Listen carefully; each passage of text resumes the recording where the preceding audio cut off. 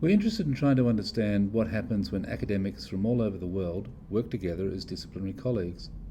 What cultural accommodations are necessary? What are the challenges they face? And in particular, we're interested in seeing what this means for research degree supervision. So we interviewed research supervisors from a wide range of disciplines and international backgrounds and invited them to discuss their memories of settling into the university. What differences had they noticed? What difficulties had they encountered? We expected to hear stories that echoed the difficulties we commonly hear about in relation to international students. Instead, we were surprised at the lack of cultural conflict they reported. In previous work on the topic, we have attempted to account for this. We found ourselves putting forward the argument that academics in Western universities appear to see themselves as members of a globalised, imagined community of the discipline. The concept of the imagined community is of course borrowed from Benedict Anderson, who uses it in a rather different context. However, it's a useful metaphor for understanding the somewhat bland stories of comfortable, unproblematic multiculturalism we encountered in interview after interview with international supervisors. Basically, our idea is that belonging to a global disciplinary community lends academics a sense of shared cultural values that override local ones. Because they share disciplinary knowledge and methodologies, all academics therefore share more or less the same interpersonal values and behavioural conventions. The people we talked to did mention some of the workplace differences that they found in Australia. The main things they commented on were the Australian lack of punctuality, the informality in the workplace, relief at the flexibility in office hours, and also the freedom to choose one's own research projects and the opportunities to build one's own research profile through convening conferences and that sort of thing.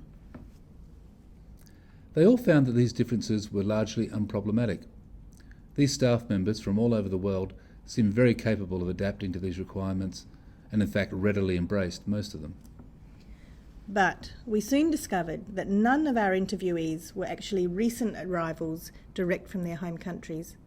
In fact, this turns out to be very rare for experienced, fully qualified academic staff to be employed at our university directly from non-English speaking and or non-Western countries. Thus, the new appointee is job ready, having already absorbed the culture shock of coming to work in an Australian university environment. The major differences that they need to be familiar with include the importance placed on student evaluation of teaching, student-centred pedagogies, and critical thinking was frequently raised as a concept that was often misunderstood or not valued in the same way by those arriving fresh from Asian universities in particular.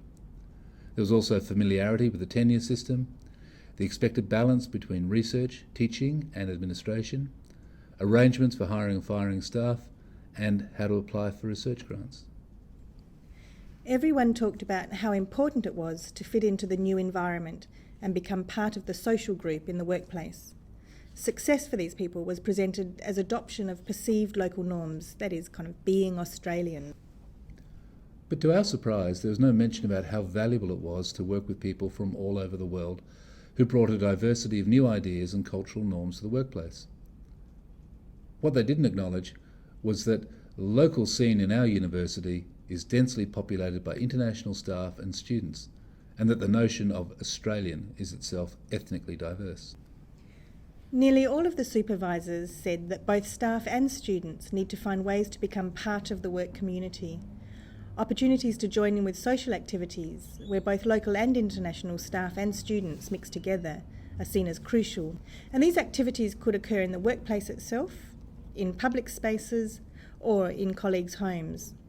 And they were talking about things like afternoon tea following the weekly or monthly research seminar, Friday night drinks, barbecues, playing sport with other members of the group, that sort of thing. But it was acknowledged that you have to put in an effort. It requires work to make social connections. This more personal social element of acculturation was regarded as significantly more challenging than adapting to other work practices.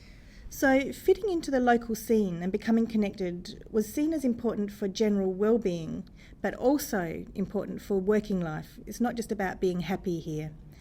It's important in terms of networking for collaborations, up-to-date knowledge of the latest trends and policies, information regarding funding opportunities. All these sorts of things could arise from being part of the family.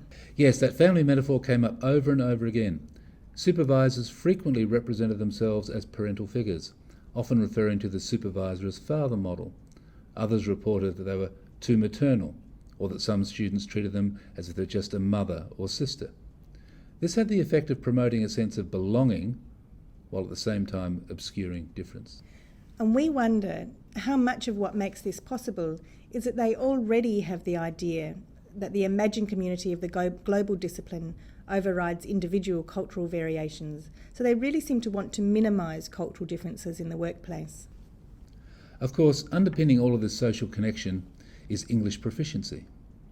The ability to communicate effectively in English on a social level was presented repeatedly as the single most important element in negotiating the new culture and in establishing teaching and research careers. Several supervisors also reported on their own language and their continuing uncertainty about the appropriate tone they should use when writing emails and letters, and also they talked about their urgent need for professional editing help in academic writing. Some supervisors also discussed whether or not they were obliged to use only English with research students from their own language background. So supervisors are responsible for guiding the transformation from undergraduate student to research scholar.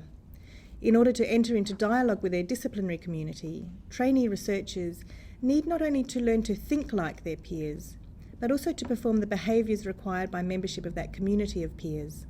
And one of the behaviours of those who belong to that community would seem to be a public demonstration of the culturally neutral transnational academic. It's generally supervisors who facilitate the process of becoming and belonging at the disciplinary level, and our interviews suggest that supervision is also the site of production of members of the imagined academic community. So one of the principal roles that a supervisor plays in transforming undergraduates into research scholars would seem to be helping them to become part of that imagined academic community. Although our interviewees reported very positive stories of cultural accommodation, we'd still ask what is lost in this process of minimising cultural difference and diversity. This capacity to create an imagined unified community is clearly a valuable strategy for a multicultural academy in an age of increasing internationalisation of higher education. Nevertheless, we still need to determine how research degree supervisory practices can be enriched by cultural diversity and how they might maximise the new knowledges made possible by internationalisation.